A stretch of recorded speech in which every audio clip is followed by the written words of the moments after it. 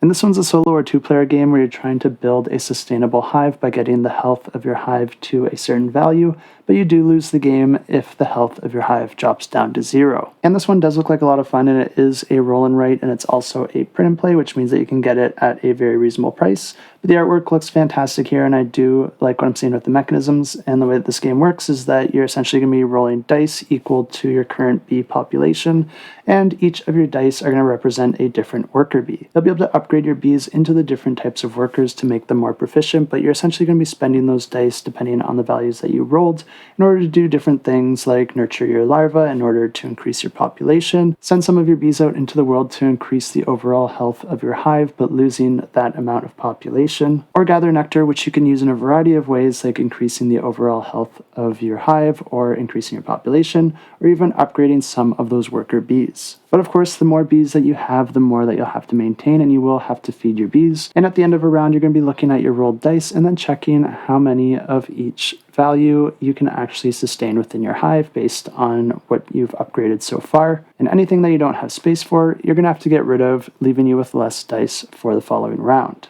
There's also seasonal effects that can come into play and a bit of pattern building as you're coloring in your hive that you'll want to take advantage of. There's also a bunch of different variants and ways to play the game and multiple difficulties as well, so if you are interested in this one, feel free to check it out, and I will have it linked in the description down below.